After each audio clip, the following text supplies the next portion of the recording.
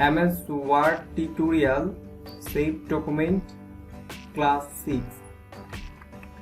এই ক্লাসে Microsoft office word save document নিয়ে আলোচনা করব।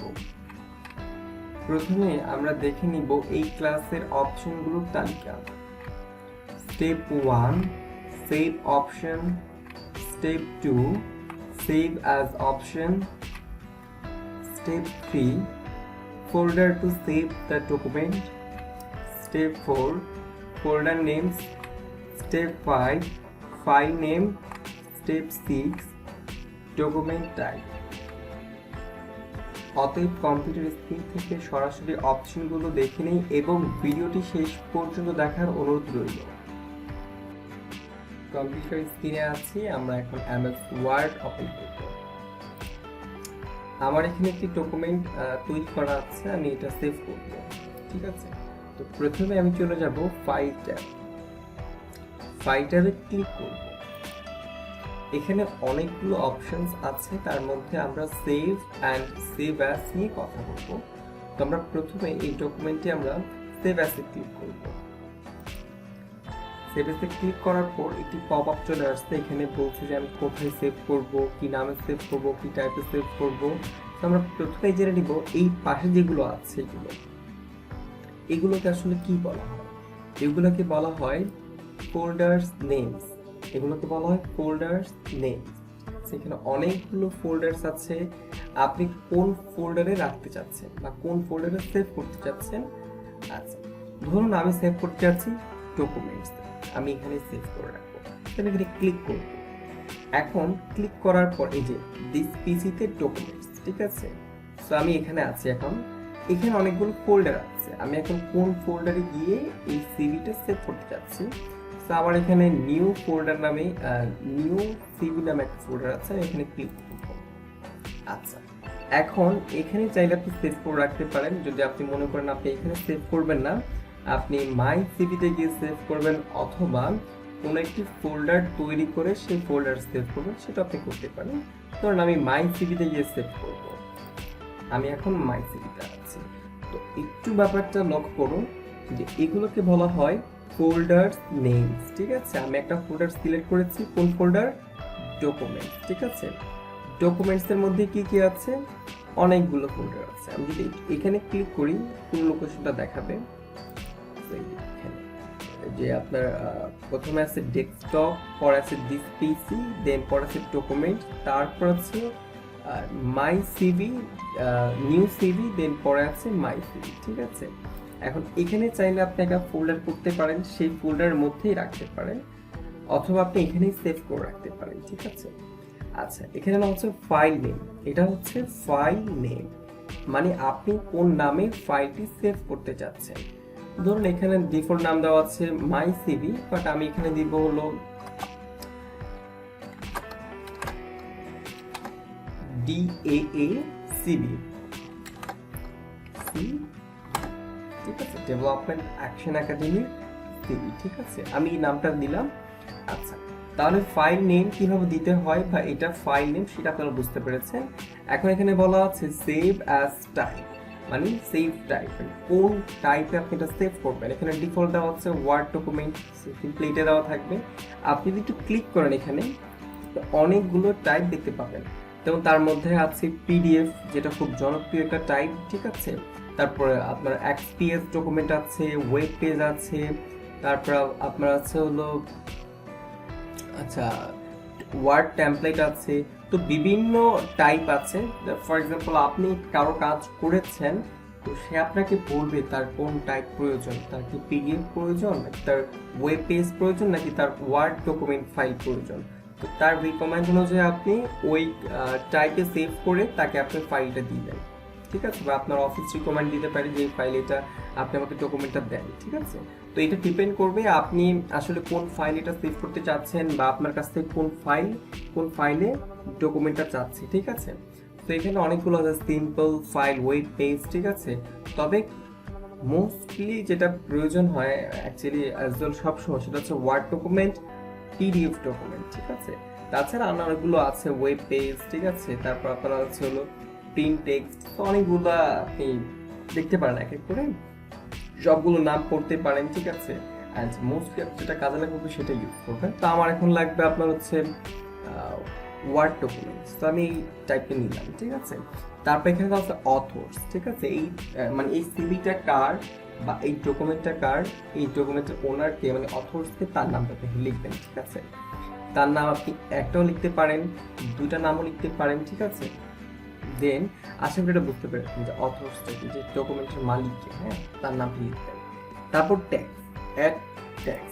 আপনি চাইলে অথরের নামও অ্যাড করতে পারেন, আপনি চাইলে এই ট্যাগটা অ্যাড করতে পারেন। ট্যাগটা মিনিংটা হচ্ছে কি, এই সিভিটা কি রিলেটেড, যে এটা হচ্ছে পার্সোনাল পোর্টফোলিও সিভি বা জব সিভি বা এটা হলো এক্সপিরিয়েন্স সিভি বা এটা হলো ফুল বায়োডাটা, ঠিক আছে। এরকম কিছু ট্যাগ আপনি ইউজ করতে পারেন, ঠিক আছে। এখানে ক্লিক করলে একে একে আপনি ট্যাগগুলো ইউজ করতে পারেন, ঠিক আছে।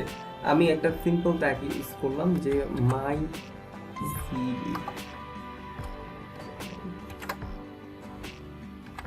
মাই সিভি অ্যান্ড কমা দিয়ে, আমি কমা লাগবে না, যেন আমি তারপর লিখলাম হচ্ছে DAA সিভি। আমি অলমোস্ট 3টা ট্যাগ লিখে ফেলেছি, হ্যাঁ। আমি অথর্স লিখবো DAA সিভি, আমি লিখবো হচ্ছে অথর একজনের লিখলাম, আবার লিখবো SH Masum, SH Masum CV. তো আমি এখানে অথর নাম লিখেছি দুজন, একটা হলো GASCV and SH Masum CV. দুজন অথরের নাম লিখছি অ্যান্ড আমি দুইটা ট্যাগ লিখছি, একটা হলো মাই সিভি অ্যান্ড GASCV, ঠিক আছে। তা আপনি চাইলে অনেকগুলো ট্যাগ লিখতে পারেন, চাইলে অনেকগুলো, যদি একটা ডকুমেন্ট অনেকজন অথর্স হয় তাহলে তাদের নাম লিখতে পারেন। তো এটা আসলে রেস্ট্রিক্টেড না, আপনি চাইলে দিতে পারেন, আবার চাইলে নাও দিতে পারেন। বাট আপনি জেনে রাখলেন যে ট্যাগ নামে একটা অপশন আছে, যেটা আপনার সোশ্যাল মিডিয়াতে এই সিভিটা আপলোড করা হলে খুব কাজে লাগবে, বা এটা ট্যাগ কেমন ইউজ করা সে ব্যাপারে আপনি ইউটিউব থেকে দেখে নেবেন।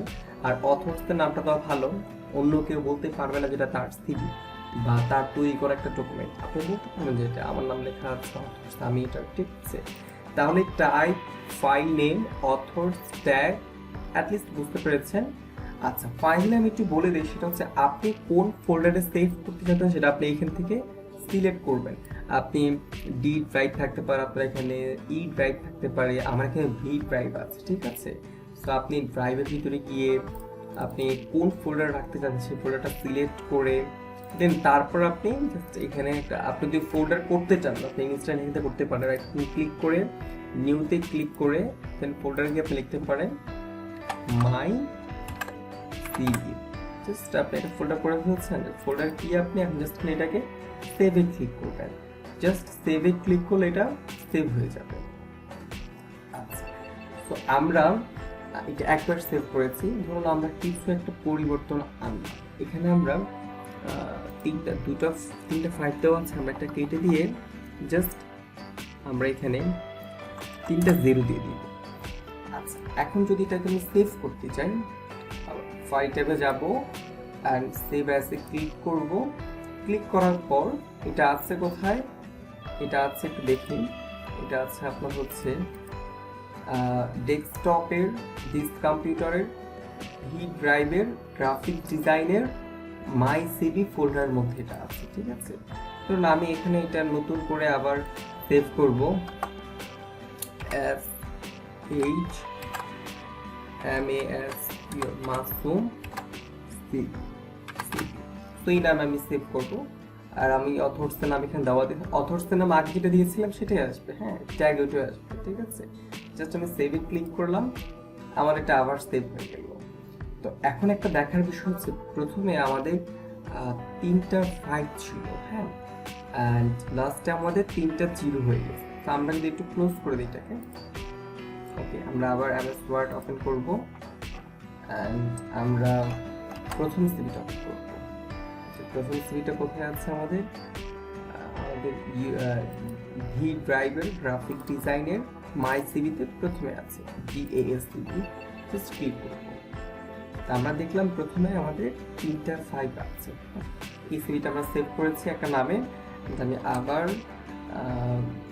ভি ড্রাইভে যাব, গ্রাফিক ডিজাইন ড্রাইভে যাব, অ্যান্ড মাই সিভিতে গিয়ে আমি আবার অ্যাসেট সিভিটা ওপেন করব। এখানে দেখুন 3টা সিভি। একটা সিভি আমি একাধিক নামে সেভ করতে পারি, আবার একটা সিভি যদি আমি একবারই সেভ করতে চাই, যে আমি হয়তো বা প্রথমবারে আমি হয়তো বা 5টা 5 ছিল, আমি পরে 5টা 0 দিয়ে, মানে 3টা 5 ছিল, 3টা 5 কেটে দিয়ে আমি 3টা 0 দিয়ে আমি জাস্ট এখান থেকে আমি সেভে ক্লিক করলাম, তাহলে কি হবে, আগের যে আপনার 3টা 5 ছিল এটা রিমুভ হয়ে 3টা 0 অ্যাড হয়ে যাবে। আর যদি সেভ অ্যাসে ক্লিক করেন সেক্ষেত্রে এটা একাধিক নামে একাধিকবার একাধিক ফোল্ডারে আপনি সেভ করতে পারবেন।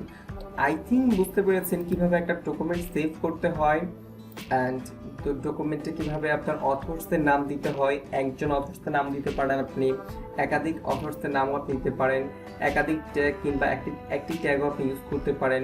আবার এগুলো না ইউজ করলেও কোনো সমস্যা নেই, ঠিক আছে। ফাইল নেম আপনি যেটা সেটা দিতে পারেন, আপনার যে নামে আপনি ডকুমেন্ট সেভ করতে যাচ্ছেন, অ্যান্ড টাইপ আপনার যে টাইপ প্রয়োজন হয় সেই টাইপটা আপনি সিলেক্ট করতে পারেন। ফাইনালি আপনি আপনার ফোল্ডার সিলেক্ট করে আপনি এটা সেভ করে নেবেন, ঠিক আছে। So I think document save করা নিয়ে আপনাদের কনফিউশন থাকে সেটা দূর হয়ে যাবে। তো আজকের ক্লাসটা এই পর্যন্ত। আশা করি এই ভিডিও থেকে আপনি শিখতে পেরেছেন মাইক্রোসফট অফিস ওয়ার্ড ডকুমেন্টস কিভাবে সেভ করতে হয়। যদি ভিডিওটি আপনার উপকারে এসে থাকে সাবস্ক্রাইব করুন এবং একটি লাইক দিন। ধন্যবাদ আপনাকে।